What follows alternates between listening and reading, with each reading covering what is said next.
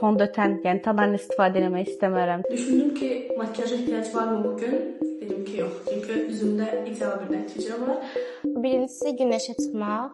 Güneşdə daha çox bilinirdi deyə güneşə çıxmırdım. Həmişə kölgədə gedirdim. Dediyim kimi güneşə çıxanda artıq heç nəyə kompleks eləmirəm. İnsanlarla ünsiyyətdə daha rahat özümü ifadə edə bilirəm.